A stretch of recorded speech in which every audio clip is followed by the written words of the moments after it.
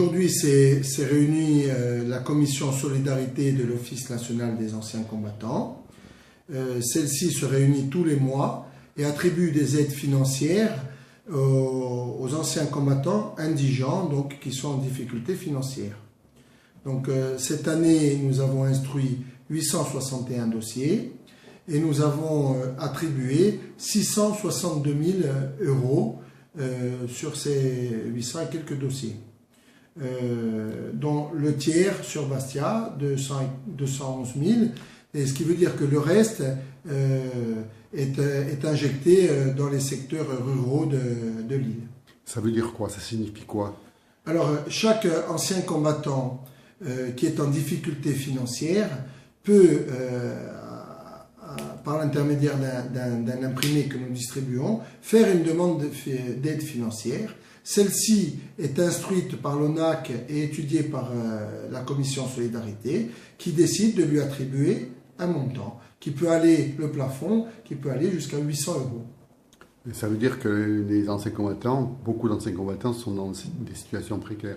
Eh bien, déjà, il y a une forte population ancienne combattante dans l'île. On est à 10-12 000 ressortissants avec les veuves et les pupilles. Et surtout, c'est vrai qu'on a noté une nette dégradation de leurs conditions de vie et une nette augmentation des demandes et donc des montants attribués. Vous n'avez pas un exemple précis Alors, je vous prends un exemple. Il y a 3 ans, on était à 200 000 euros d'aide, 300 à 400 dossiers par an. Là, on est à presque 900 dossiers pour un montant de 662 000 euros attribués. Donc, l'évolution est rapide et elle est surtout très importante. On note une forte paupérisation de la population ancienne combattante.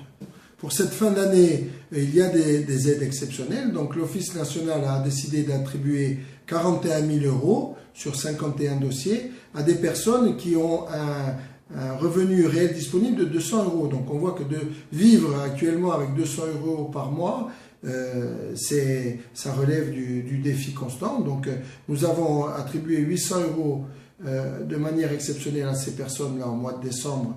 On pourrait dire improprement que c'est comme une aide pour la Noël, mais ce sont des personnes que nous suivons tout au long de l'année, que nous aidons 1 à 2 fois, donc qui ont déjà touché au moins 1 600 euros. Et il y a une autre opération, nous distribuons à tous nos ressortissants résidant dans les EHPAD, dans les 18 EHPAD du département, un colis de Noël, un colis de douceur, une valeur de 40 euros. Et là aussi, on est à plus de 200 colis, donc on atteint presque les 9 000 euros de colis douceur qui seront distribués au mois de décembre.